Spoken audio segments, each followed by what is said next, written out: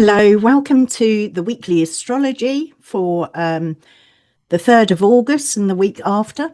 So this week, I want to begin looking towards that total solar eclipse on the 12th of August at 20 degrees of Leo. But I'm going to return back to the eclipse next Monday for a more personal and symbolic reading. That'll be 2 days before the eclipse, I believe, along with reflections for each rising sign, so we can apply it to ourselves. But for this episode, I really want to stay with the mundane astrology and ask what this eclipse might be showing us collectively, globally. The eclipse map, its path of totality, it goes through Greenland, Iceland, the North Atlantic and Spain, and it touches the tip of Portugal. But these places are already connected through some of the central political tensions of our time. So really interesting here. The eclipse is also touching the natal charts of two really influential leaders at the moment, Donald Trump and Pedro Sanchez of Spain, in really different ways. It's quite stark. Then behind that eclipse, the outer planets are still in that remarkable pattern. Pluto in Aquarius, Neptune in Aries, Uranus in Gemini, and it's describing a much, much slower reorganization of power, communication, and political imagination. We've got Venus and Mercury that are going to bring that larger movement into the immediate moment it's activating. This will come through alliances, diplomacy, information, and the struggle to define what events mean. So this is a story about a solar center moving into shadow while another pattern begins to gather around it. That's what we're looking at here this week. Before I launch into this week's astrology and looking at that eclipse, I want to pull your mind back to July's forecast, and I'll pop it up there. And I was talking about the bottleneck in the movement of goods, transport, communication. And I just want to say that was borne out. We already had the Strait of Hormuz and the war with Iran and America, Israel. And that was causing difficulty to the transportation of oil. We now have, and I'm recording this on the 27th of July. So at this point, we now have the Yemen is in conflict with Saudi, has been for many years, but they are now targeting the movement of oil, of Saudi oil. So that is making things really difficult. So that sense of bottleneck and disruption to the movement is, it's borne out by that astrology. So I just wanted to pull your attention to that, and you can go and have a look, seeing as this is a mundane forecast. So going back to these eclipses, they've always been really important and carry like a particular weight in mundane astrology. So long before Hellenistic astrology, the astrologer priests of Mesopotamia watched eclipses as omens for the king and the kingdom. So the ruler was understood to embody the whole political order, the culture as well. So an eclipse of the sun could suggest danger to the sovereign and instability throughout the land. And it was taken so seriously that the Assyrians sometimes installed a substitute king. That temporary figure would take the throne and symbolically receive the threatening omen in place of a truer ruler. And we need to know this is thousands of years of watching eclipses, okay? So this is telling us something important about the ancient understanding of leadership. The king was more than just that private person who happened to hold office. His life was woven into the life of the state. So when there was disturbance to that solar figure, it could describe disturbance to the political body that he represented. And the Hellenistic tradition inherited a lot of that symbolism. The sun in Hellenistic astrology comes to signify kingship, authority, public reputation, and those who occupy the centre of collective life. Leo, as the domicile of the sun, carried a strong royal and governing quality. And this is where we are having this total solar eclipse in Leo. Ptolemy later developed a more detailed mundane method. He considered where an eclipse was visible and what lands geographically lay under its path and whether the chart of a ruler echoed the eclipse through the luminaries or angles. So for me, this is giving us a powerful framework for approaching this eclipse without assuming that one dramatic event must occur on the day of the eclipse. Okay. So the eclipse for me can describe a period in which the authority of rulers is tested or obscured or redirected somewhat. But it can also reveal something about the larger political order embodied by those rulers. Here we have the sun and moon meeting at 20 degrees of Leo. So during that solar eclipse, we've got the dark moon passing between the earth and the sun and obscuring that solar light. The sun is in Leo, its own temple, so that solar principle is still very strong, but its light is being interrupted. The life force is being interrupted. That's a really important distinction because this is an interruption within a powerful center. We're not getting it's not really an image of an authority quietly fading away in the background. It's a big interruption in a powerful center. So Leo really wants to be visible and occupy that central position and direct the story that's unfolding around it. During the eclipse, that visibility is temporarily withdrawn. So what does that mean? We might see leaders attempting to hold the centre more forcefully because their authority feels uncertain. We're kind of seeing that unfolding already, and we are only 2 weeks, less than 2 weeks, less than 2 weeks before the eclipse. This can start playing out before the eclipse. But we might also see events revealing the limits of a highly personalised power. These are the things we're going to be looking for over the next few weeks. This eclipse is happening in the bounder Mercury, so it's placing information, language and interpretation really very close to the heart of this eclipse. So whatever happens here is going to matter a lot. The way it's described will matter just as much. So we're looking at narratives, yeah. We can watch the governments, media organisations, political movements and see if they attempt to frame events in their own larger story. So each side could be claiming that only they can understand the meaning of the moment. So for us, that makes discernment one of the central collective tasks around this eclipse. Then we have a look at this path of totality. It is a total solar eclipse. So the geographical path gives the eclipse a really particular political resonance here. Passing through Greenland, Iceland, the North Atlantic, and then it's going to reach Spain and a very small part of Portugal. And when we look politically, it's a corridor shaped by questions of land sovereignty, military alliance, and the future of the Western political order. But then we have it moving over Greenland.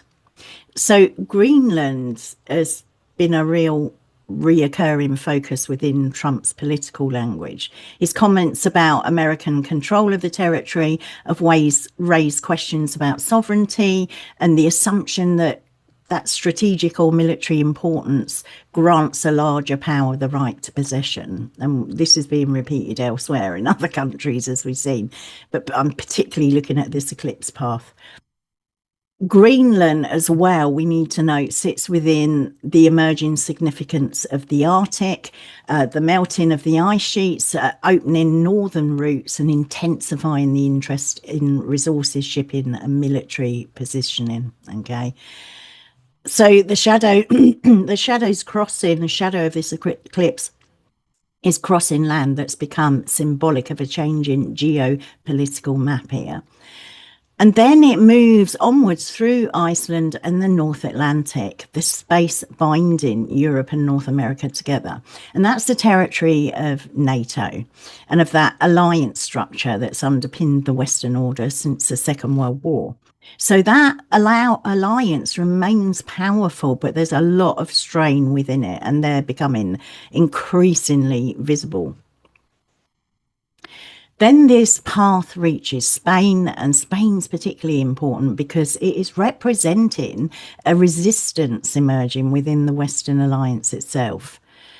Pedro Sanchez and the Spanish government have taken an increasingly critical position towards Israel's actions and toward the treatment of the Palestinian people.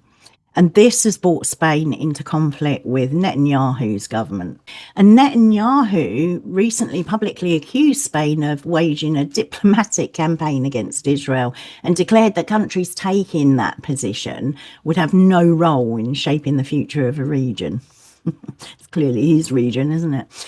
The language was really punitive, openly punitive. He told Spain that its opposition would carry an immediate price, okay? And the United States continuing to arm and support Israel, which means Spain's dispute with Netanyahu is touching the wider structure of American power. So it's not making Spain an enemy of the West, as some people kind of point at.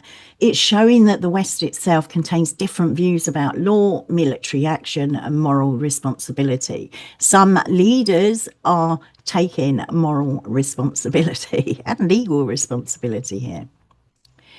So that eclipse path is tracing a story running through Greenland, Atlantic Alliance and Spain. And these places are connected through the contested meaning of sovereignty. For me, that's the symbolic and the actual presentation of those countries on that eclipse path. If we go back to Donald Trump, his natal chart is really activated by this eclipse. He's got Leo rising, so it's placing the eclipse in his first whole sign house.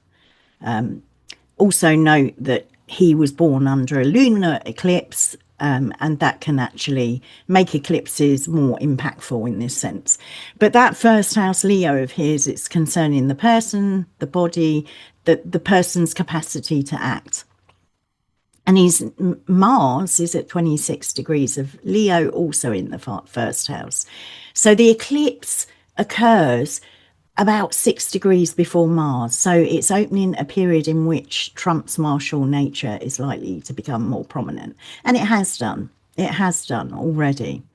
This can get exacerbated. Mars in Leo in the first house can describe someone whose identity is bound to strength, confrontation and personal command. So that's conflict can become part of how the person understands themselves, how they present their authority.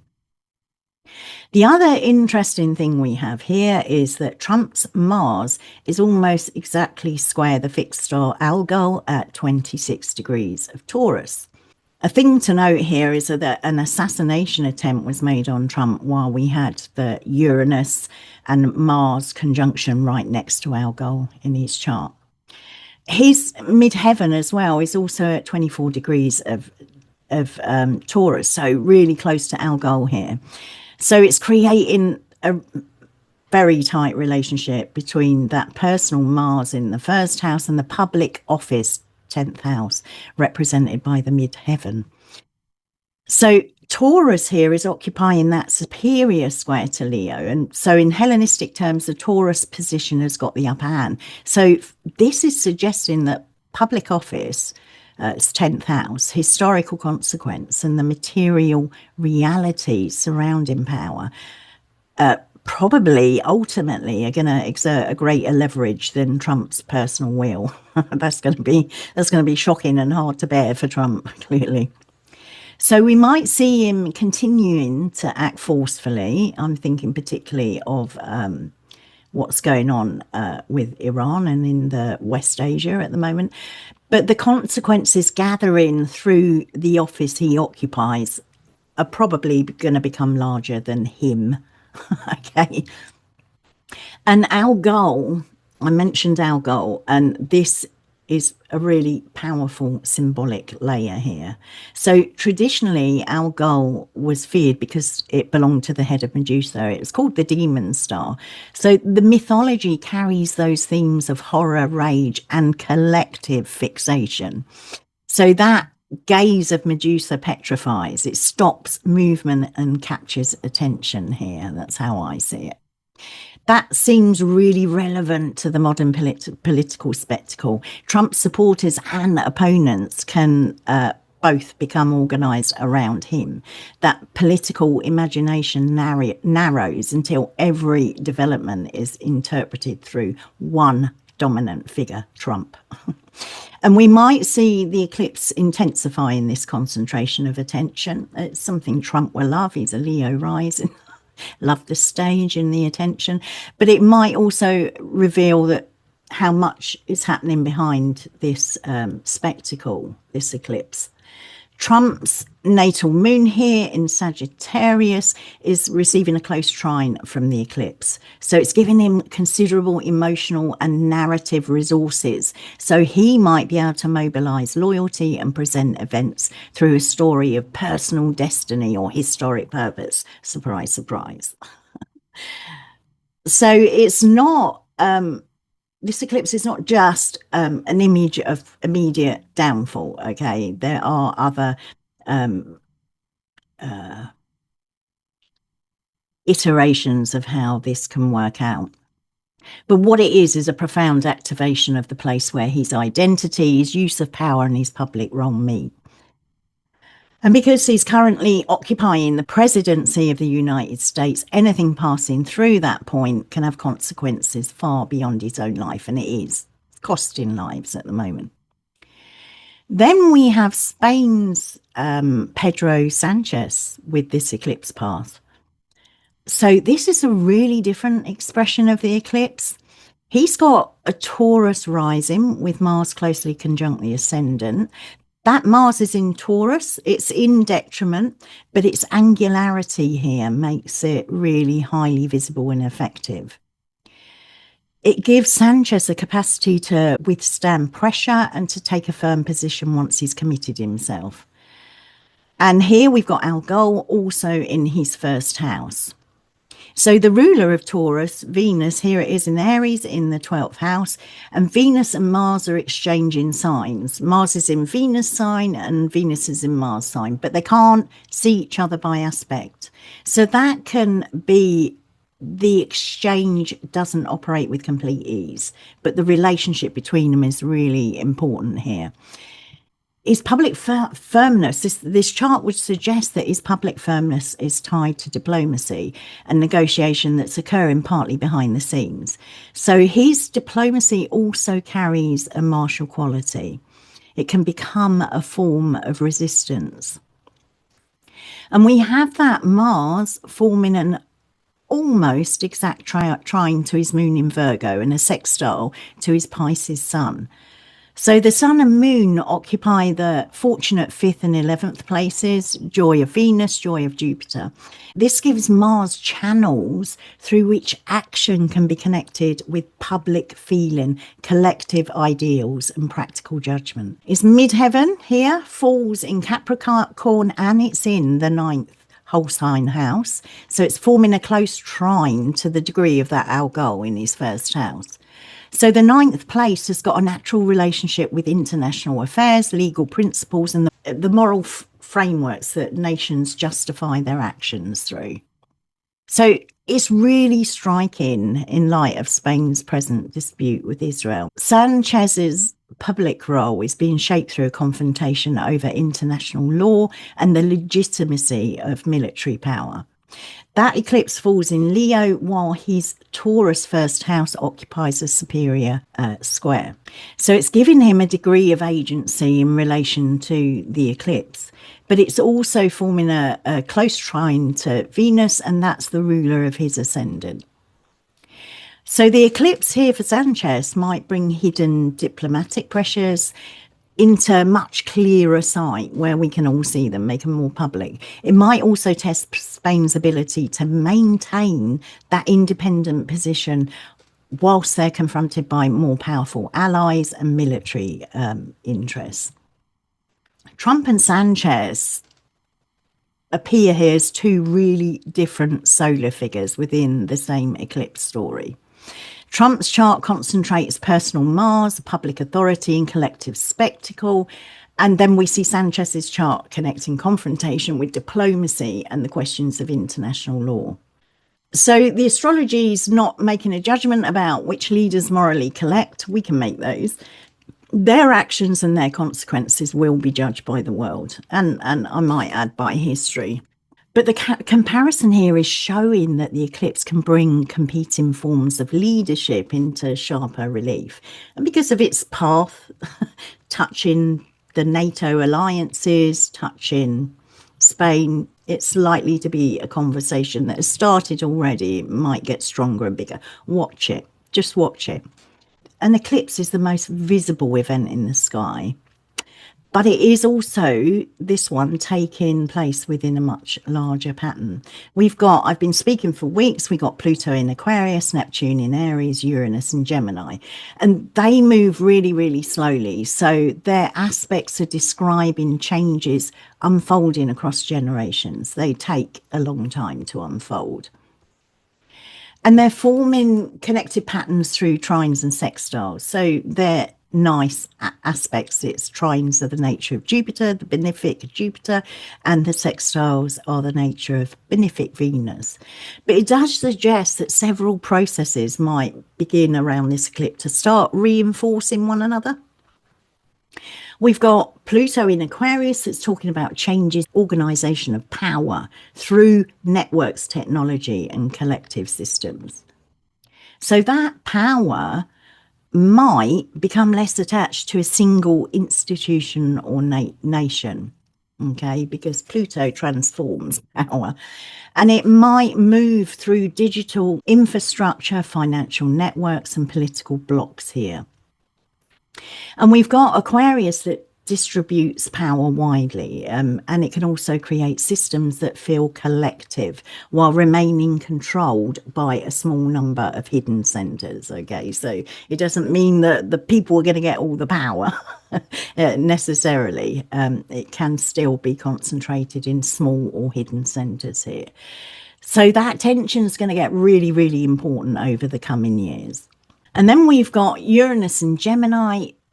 And Uranus is a disruptor, so it indicates a disruption to communication and exchange. And Gemini is ruling the routes through which information and goods travel. Go back to July's astrology. It's up there. Look at that. But Uranus also brings innovation, but also fracture and sudden redirection. It's often surprising. So it's hard to predict exactly what it's going to do. But what we do know is we're already seeing massive pressure on global transport routes, trade systems, and communication networks. The Strait of Hormuz that I talked about in July, that's just the clearest example. And we've now got the Red Sea with Yemen. But the Hormuz is that narrow stretch of water that's carrying a large proportion of the world's energy supply. So conflict there is having consequence for shipping, insurance, and the price of oil. Yemen was doing it last year consistently, and that was affecting. They are now on top of the difficulties with Hormuz restricting movement through there. But also we could look at it as raising longer term questions about this dollar-based economic system and about the attempts of BRICS countries to trade through alternative currencies and payment structures. I think they've set up their own banking system now. So Uranus in Gemini is describing the multiplication of routes. If we look at the two, that bifurcation, countries might start with these crises seeking ways around existing bottlenecks. So we could have new financial and technological systems that are reducing dependence upon one dominant center. And their actions out in the world, that affect us all. So for me, I like to see it as supporting a more polycentric world, but it can also create greater fragmentation and instability here. I'll say a little bit more about what I see as a polycentric world. It's a strange term. I'll tell you in a minute. That Neptune in Aries is concerning visions, myth, the things that move people collectively into action here. So Aries wants that beginning, and Neptune dissolves boundaries and fills actions with dreams, fears, or a longing, a type of longing. So put them together and they can inspire new understandings of courage and collective agency. But the shadow is they can also turn war into a sacred story. So military actions can be presented through narratives of heroism, salvation, and necessary sacrifice. And leaders can speak as though violence carries a cleansing or redemptive purpose. So it's why the struggle over narrative matters so deeply right now. And we've got it going on. West Asia, there is speak about land and myth and old stories that give people the right to go and steal the land other people actually live in there. Okay. What we also have at the time of this eclipse is Venus at 5 degrees of Libra in her own domicile, really strong here. And she's forming a grand air trine with Uranus in Gemini and Pluto in Aquarius. So the way I see this is Venus is providing a temporary bridge between the slow generational planets and the political events of this moment. In Libra, Venus is concerned with the terms which people and nations enter relationship. And that grand air trine is suggesting that alliances and systems of exchange might reorganize with surprising ease. So it's a beautiful signature in our sky. So what does this mean? Countries might form new agreements. Networks that seem, might have seemed peripheral, they might become more influential here. And those political and financial relationships may move away from one dominant centre. This trine creates a flow, but they're not going to determine whether that new structure will be fair. Okay, Libra, Venus in Libra will be looking for that, but that doesn't necessarily mean that's going to be the outcome. It's the scales, Libra. So I'll come back to this polycentric world that I would love to see personally. A multipolar world, I mean, that's better than unipolar, can still contain several powerful blocks seeking control. But when you look at a polycentric world, that could involve a wider distribution of agency. And that would allow smaller nations and regional communities to participate without being forced into dependence upon one commanding power. You've only got to go and look at the UN votes, General Assembly votes, and the countries, very small countries, island countries, obscure countries that are on the peripheral that have a lot of dependence on America will always vote with them, whatever, go look. It happens. It's a fact. So Venus in Libra for me is saying here, it's got the possibility of a more relational order. But we've also got Venus opposing Neptune in Aries. So that opposition is going to be asking whether alliances are grounded in reciprocity or an idealized story. So what does that mean? We can have diplomatic language that sounds beautiful while it conceals the pursuit of strategic advantage, that competitiveness. The emerging order will need to be judged by how it treats those who possess the least power. I think it's the only way we can look at things. Then we've got Mercury at that 5 degrees of Leo, and it's still under the beams of the sun here. But the eclipse itself is taking place in Mercury's bound, so Mercury becomes one of the most important planets in the chart. Mercury here really closely connected to those outer planets, supposing Pluto here, trine in Neptune, and then it's sextile in Uranus. But it's also sextile in Venus in Libra. So for me, Mercury is acting as the messenger between the generational changes and the visible political world. Pluto's bringing questions of control and hidden influence into communication. Uranus here is changing the routes through which the information travels. And Neptune fills language and narrative with imagination and ideology. But then we got Venus here shaping agreements and diplomatic framing. Mercury's under the beams, which suggests that information remains close to the interests of the solar centre. So there may be, well, there always is, but particularly maybe important conversations occurring outside of public view. So for us, that might bring difficulty separating fact from the authority of a person who's delivering the message. Mercury is approaching Jupiter at 9 degrees of Leo, and as it moves towards Jupiter, that message is going to become larger. So we might see the political language becoming moral and civilizational, if that's such a word. Leaders can claim that their decisions would determine the future of an entire people or world order. And yeah, we have that already. We have Mr. Trump sitting there believing he rules the world. Okay, that American exceptionalism, but it may peak around the eclipse. But Jupiter can bring understanding and perspective, but it can also amplify certainty here. So around this eclipse, we're probably going to hear great claims about destiny and historic change. And, you know, some of the claims might continue truth. Others might be attempting to place one leader at the center of a transformation that is much larger than that individual. Let's place some bets on who that will be. Okay. And here we have Mars at the beginning of Cancer, moving towards a square with Neptune in Aries. So Mars is fallen in Cancer, and it's ruled by the dark moon that's producing this eclipse. So this is going to link action with a heightened collective feeling, and with questions of homeland, belonging and protection. Again, you know, the crisis. I want to call it what it is, but I'm on YouTube. So the crisis, the humanitarian crisis at the moment is really highlighted here again in Palestine, West Asia.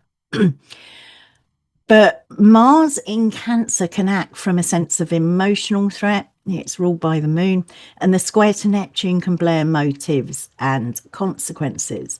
So military objectives might remain unclear. I think they're pretty unclear with the Western objectives, quite frankly. And covert action might become more significant here. We might see violence justified through emotionally powerful stories. It's awful. It's one of the most difficult parts of this eclipse chart for me. So by emotional powerful stories, it might be war hero stories, who were in particular wars with particular nations that justify more violence. Okay, that type of thing. Just watch for it. Because we're really triggered by those emotions. We can be changed by those emotive stories. But it's also reminding us that periods of generational transition can also create opportunities for change, but they can also increase the danger of miscalculation. The eclipse takes place in Leo, and that's where the question of the center becomes unavoidable for us. So it's about who is holding the authority and the story or narrative that defines the moment. So what happens when a powerful leader can't control the consequences gathering around them? The path of the eclipse crosses places where sovereignty and alliance are already contested here. Trump's chart is personally and publicly activated, and Sanchez's chart is drawn into the eclipse through Spain and through his confrontation with larger military powers. Behind these figures, the outer planets are describing a moment that exceeds both of them or any one person. Pluto's changing the systems through which power is organised. We got Uranus changing the routes through which information and resources move. We got Neptune changing the stories that inspire action and justify force. Venus is showing us the possibility of new relationships forming within that changing landscape. And then we got Mercury telling us the transition will also be fought by language, by narrative, by story. So this may be a fated moment in the sense that many separate conditions are converging. Eclipses are always seen as fated moments. But it doesn't have to mean that every detail has already been decided. We have to remember that an eclipse, some people describe an eclipse panning out over 6 months. In Hellenistic astrology, and I think it was Ptolemy, the techniques show that for every minute is a year. So this eclipse at its height, at its totality, I think in Iceland, is 2 minutes and 8 seconds or 18 seconds. So we're looking at the next 2 years. This is not going to unravel in a week or in 6 months. I don't think those 2 years are going to be more likely. But it can describe, this eclipse, that threshold created by previous choices, historical pressures and forces that have really grown too large to ignore. So I feel this eclipse is going to reveal that the old centre's no longer able to hold the world together in the way it once did. So just look at America, okay? Watch that closely. So what follows will depend upon the structures and relationships already forming around it, which is why I'm telling you to look at all these things, look at all these alliances, look at the things that are congealing, and it's all, for me, it's like lots of rivers come into a confluence, and a confluence is sacred. Okay, so that's how I look at it. So I'm going to leave the mundane astrology for this eclipse here. Next week, I'll return to the chart from a personal and symbolic perspective for you. I'll look at how we can meet this eclipse in Leo within our own lives. And I'll include readings for each of the 12 signs for you. But as I say, for now, the invitation and the build up to this eclipse is to watch the stories that are forming around world events and notice where they direct our attention. And that will be unfolding for 2 years, you know, so it's good to watch. So that eclipse places the solar center in shadow, while that deeper movement continues through networks, alliances, and those changing routes of power. And that is what I have for you, everyone. Thank you so much for joining me. If you're still here at the end of it, thank you. Drop your comments. You know, what do you think? What are you seeing in the world? Let's explore this together, okay? And if you want a reading, a personal reading, nip on over to www.soulsymbols.co.uk. And of course, do the thing, subscribe, like, share, hit your notification button and all that jazz. All right. And I will see you in the next one. Bye-bye.